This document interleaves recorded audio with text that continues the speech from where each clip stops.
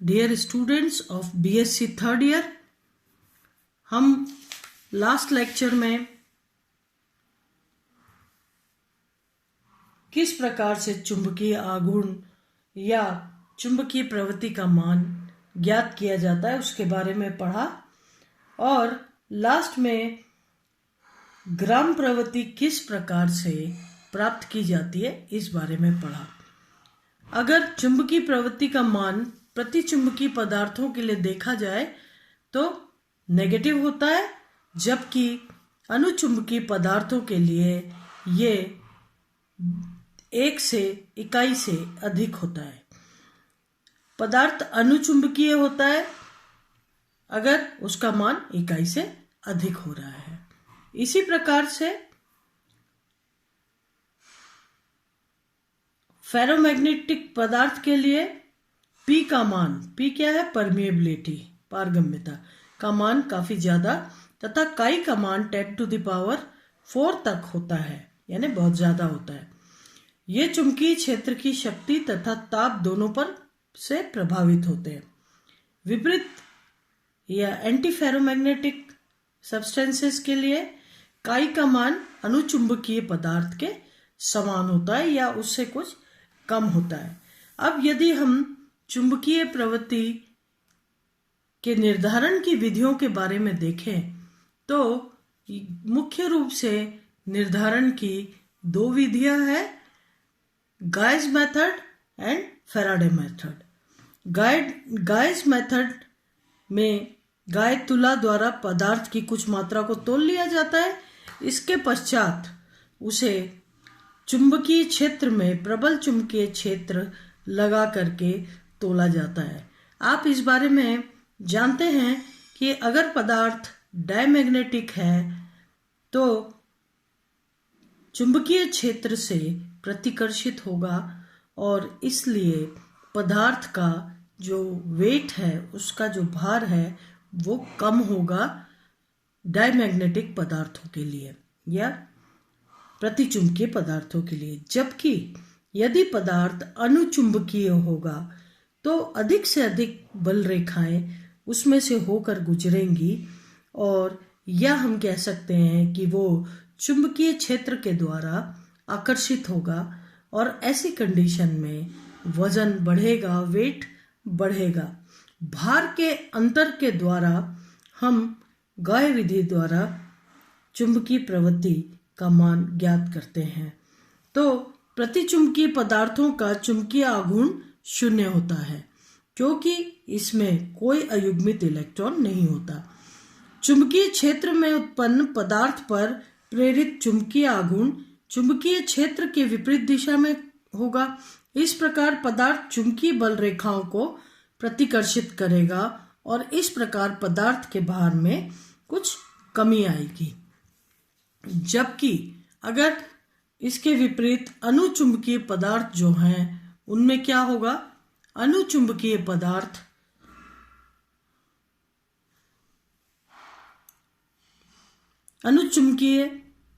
पदार्थ में इलेक्ट्रॉन की उपस्थिति के कारण चुंबकीय बल रेखाओं को आकर्षित करेंगे, क्योंकि इनमें अयुग्मित इलेक्ट्रॉन्स होते हैं, बल रेखाओं को आकर्षित करेंगे और इस प्रकार से भार में वृद्धि हो जाएगी।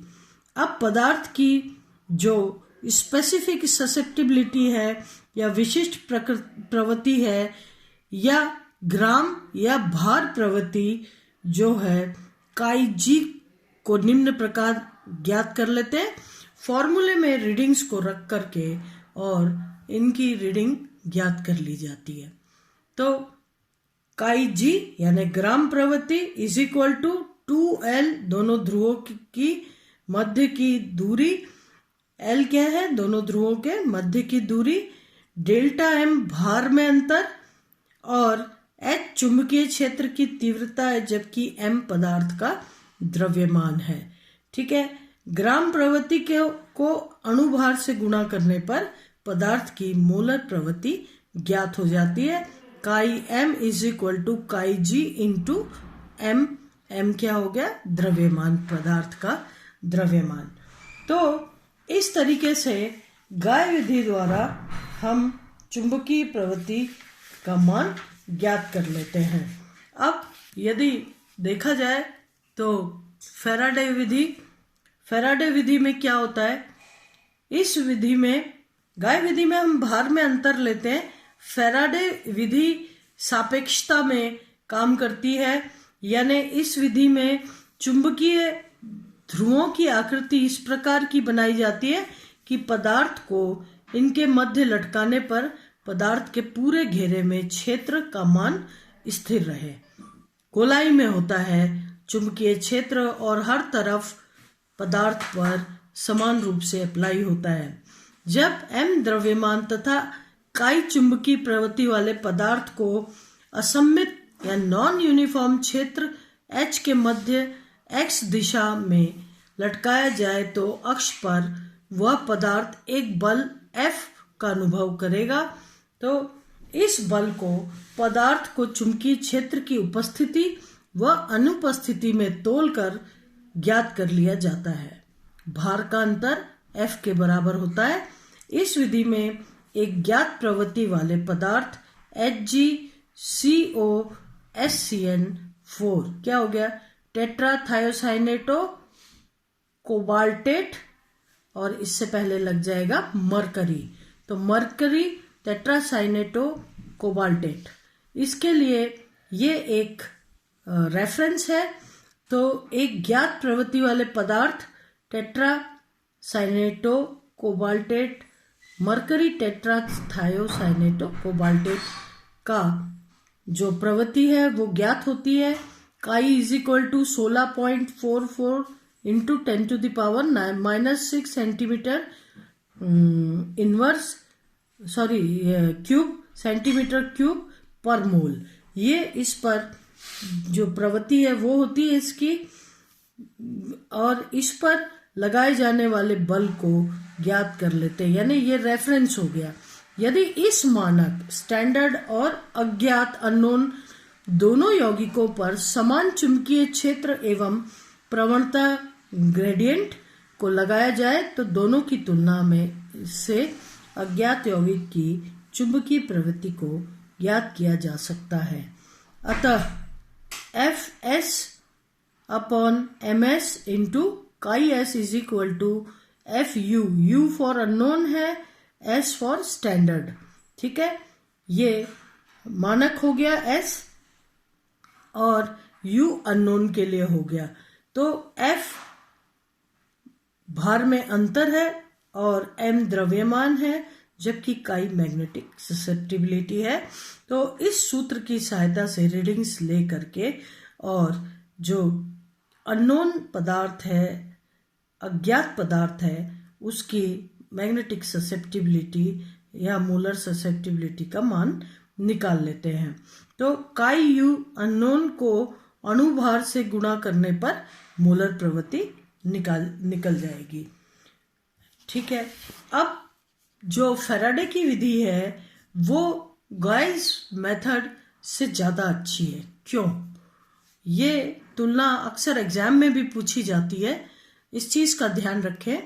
फैराडे विधि को गाय विधि से बेहतर मानी जाती है क्योंकि इस विधि में कम पदार्थ की यानी कुछ मिलीग्राम आवश्यकता होती है। यहाँ पर सापेक्षता में चूंकि निकल रहा है अननोन पदार्थ की मोलर प्रवृत्ति का मान, इसलिए बहुत कम जो सैंपल है उसकी आवश्यकता होती है। फैराडे विधि इसीलिए बेहतर मानी जाती है क्योंकि इस विधि में कम पदार्थ की आवश्यकता होती है, जबकि गाय विधि में लगभग 1 ग्राम पदार्थ की आवश्यकता होती है। फैराडे विधि द्वारा सीधे ही विशिष्ट प्रवृत्ति स्पेसिफिक ससेप्टिबिलिटी ज्ञात कर ली जाती है, जबकि गाय विधि द्वारा आयतन प्रवृत्ति ज्ञात होती है और घनत्व की सहायता से विशिष्ट प्रवृत्ति ज्ञात करते हैं। आप जानते हैं आयतन प्रवृत्ति और घनत्व की सहायता से ही फिर मोलर प्रवृत्ति का मान ज्ञात होता है। तो घनत्व क्या है? सब्सटेंस की पैकिंग पर निर्भर करता है, कैसा पैक किया गया है। तो घनत्व पदार्थ की पैकिंग से प्रभावित होता है, अतः प्राप्त विशिष्ट प्रवृत्ति की यथार्थता में अंतर आ जाता है। तो इस तरीके से जो है फैराडे विधि और गॉस विधि जो है उनमें उनके द्वारा जो है इस ससेप्टिबिलिटी जो है पदार्थ की उसको निकाल लेते हैं, काई का मान निकाल देते हैं।